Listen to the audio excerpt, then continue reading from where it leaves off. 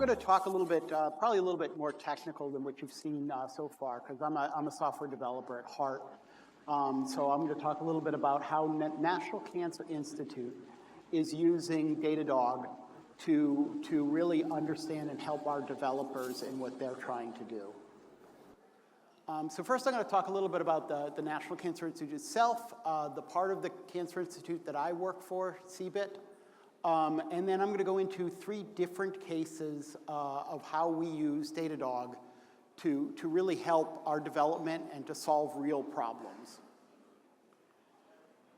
Okay, just to give you an idea, the mission of the NCI is NCI leads and conducts and supports cancer research across the nation to advance scientific knowledge and help all people live longer and healthier lives.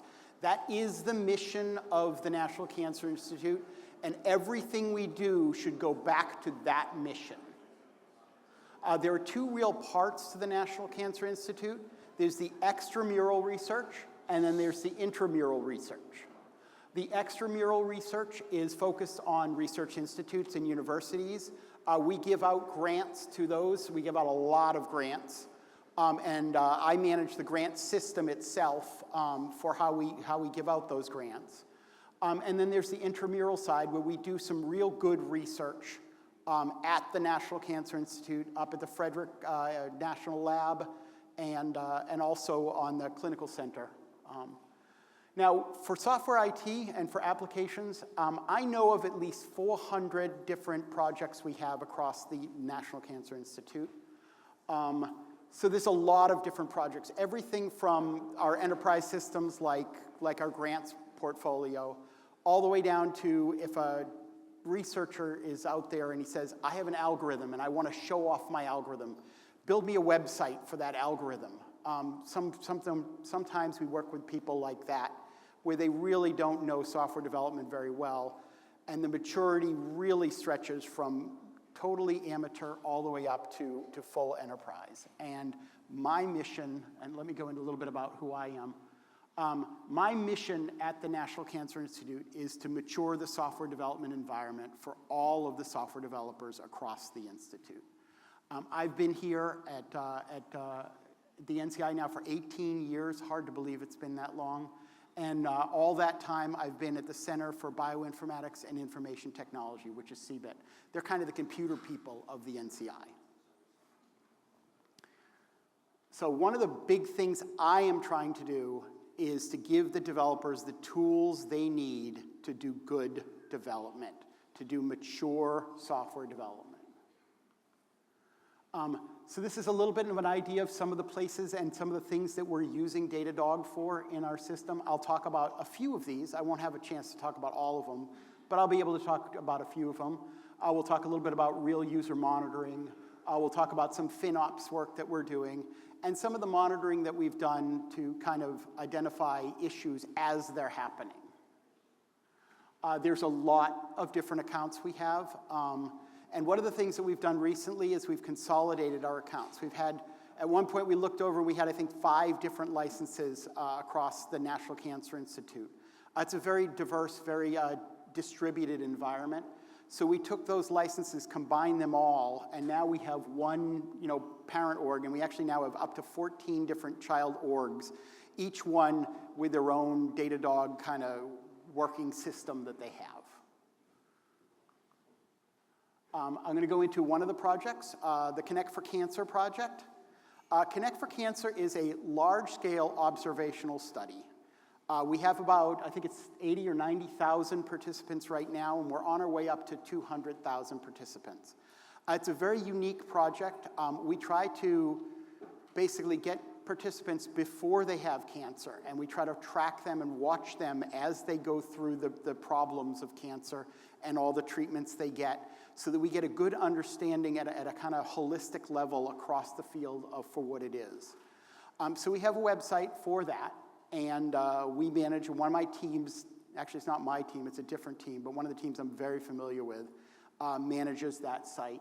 And they've put in real user monitoring recently to try to help them identify and solve some of the problems. And I'm going to go into what that is now and how they did it. So this is showing you a little bit of one of the Datadog screens that we have here. I'll dive in a little bit to that. And look at this here. And this is one of actually it's an AI part to it. Oops. We go through and you can see how we go pick out the errors. We look, we see our website. I'm going to forward it one. You can see here the errors that we're looking at. You can see we're looking just at the desktop. And then we pick, I got this here to kind of show where it is on. Screw it. We got pretty much the various errors that you can see here. We picked one of those errors and kind of looked closer at that error. So we looked at the error, and you could see the website that it actually pulls up. That's one of the neat things that Datadog can do. With real user monitoring, you can see what the actual user was seeing at the time when the error was thrown. So you could see that page. You could see over there, that is our main page, the front page for Connect for Cancer. And we can investigate exactly what happened. So we look a little deeper, and we can see a particular error there. That error tells us it's an error with the console fetching some data. Wonder what that data is. So we go in, we look a little bit deeper, and you can see that it's a cross-origin scripting problem. This is a security problem that we as developers have to understand and work with. It means that when the JavaScript was coming, we gave the JavaScript to our system from multiple places.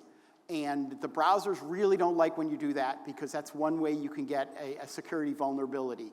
If someone kind of sneaks in, gets data in, and then it goes back to their server instead of the correct server. So we knew what we had to do was move all the code to one place so the browser would see that same place. This is how we identified, debugged it, solved the problem of something that we had in production at the time. It was something we didn't see in the lower tiers, because in the lower tiers, everything was in our own system. So it didn't have that problem. It was only something that was specific to production. And Datadog helped us solve that particular problem. I'm going to dive into a different case now. This is a project we have called LD-Link. It is used to, it's kind of both a data set, a large data set, and an analysis platform all in one. So we were just monitoring it, and everything was going fine. It uses Amazon auto-scaling. We'll probably move it to Fargate soon, but right now it's using the auto-scaling feature. So we have, normally it runs on five machines, 5 virtual servers, but we can scale it all the way up to 50 if there's a lot of demand. Well, we were looking back in December, and all of a sudden we had this big spike in demand. You can see that spike in the top chart up there, and you can see that our compute went way up. And we were trying to figure out what it was. Was it an attack? What was the particular problem? Well, we looked into it, and you can see, if you see there, you can see it dropping at 12:17 right in the middle there. That's when we rebooted our system. So we could see when we rebooted the system, and then it came back up, and it went boom, right back up to all 50 again. So we knew we still had the problem. We investigated it. We discovered that everything was coming from a single IP. We used the Datadog to figure that out. And then we blocked that IP, and then everything went back to normal. And then we investigated exactly what happened. And it turned out one of our users, and it was a legitimate user, instead of sending one large batch with 1,000 computations, he sent 1,000 batches with 1 computation. So our system kept spinning it up, running one thing, spinning it down, spinning it up, run one thing, spinning it down. So we taught him how to use our site a little better. We showed him the instructions, and then he went back and did his job the way he was supposed to. But this is where Datadog kind of caught a production issue that we had. I'm going to talk a little bit about FinOps. We had FinOps talked in the previous conversation, so I'm going to talk about how NCI has used some of its FinOps. And I'm going to do it in 2 different ways. I'm going to show you at a kind of a global level with our overall Amazon account. And you can see here some of the places where it recommended we do to kind of minimize stuff. It says, hey, you've got a lot of RDS instances you're not using. Why don't you stop using them? Or we could purchase reserve RDS instances, and that would save us some money. And you can see over there on the right, you can see how it actually saved us money. On the left is what they projected. On the right is our actual savings. In some cases, we said, oh, we need to reserve some stuff, and the users or the developers said, no, we can't do that. We might change our infrastructure. We can't reserve stuff. So we didn't get quite the numbers you see in the left side, but we did get quite a bit of savings, and that's monthly savings. So that's a lot for the National Cancer Institute. But we also can look at it at an individual basis. We can do our FinOps for each individual project. And I'm showing you 3 different projects. And one of the things you'll notice about these 3 projects is this is a tree map view, and it shows you where most of your, it's a very good view because it shows you where most of your costs are and gives you a comparison in the amount of costs. You'll notice that the Cancer Data Service has a huge S3 bucket bill. The Cancer Data Service it has genomic data. It has really large size data. So, to be honest, that doesn't surprise me at all when we look at that. And you can see that, most of it comes from that. Some of it comes from the Elasticsearch and our containers. When you look at another project, and this one I'm a little bit closer to, is the CTRP project, you can see it's a totally different, distribution of costs. One of the costs there you'll see in the green is the Elastic Cache. Elastic Cache, one of the tools within CTRP, it allows you to do searches on large data sets and return huge data volumes in very short periods of time. One of the initial requirements we had was less than 1/4 of a second to respond to every single call on the website. In one case, we had it return thousands of rows, and it had to return within 1/4 of a second. And it did, and it was amazing. And it cost us a lot of money. You could see right there, the Elastic Cache costs us almost $2,000 a month, every month. And what do we gain from that? About 3/4 of a second response time. Is it really worth it? And right now we're doing the analysis to see, is it really worth that speed to get with that cost associated with it? And another project here, Center for Cancer Research, is one of our larger intramural programs that we have. And one of the projects within there, you can see here in the pink, you see this very large backup number. That probably means we should find better ways to really go into it. And we can use Glacier, we can back up on a less frequent basis, we could remove some of our older backups when we don't need them anymore. This tool gives us the ability to look in and see where it is we can save money, not just on a global basis, but on an individual project basis. It empowers our developers on our projects for what they need to do. So in conclusion, I just like to say that logging and monitoring is something that's very important to what we do at the National Cancer Institute. The National Cancer Institute has a lot of teams. I know of at least 30 teams, and I think I don't know, there's probably another 30 teams out there that do software development. Very few of them are under my direct control, but I do want to help all of them and give them the tools they need to get their job done. I would like to mature that. I would like them to take what I call amateur software development, where you just throw something out and it works and you hope it keeps working, to something more enterprise level, where we can monitor it, we can see what's going on, we have visibility, observability into exactly what happens.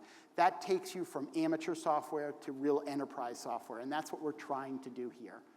And as I'll conclude by saying, Datadog takes us from just building a solution to knowing everything about it: the performance, hosting costs, operations, and security.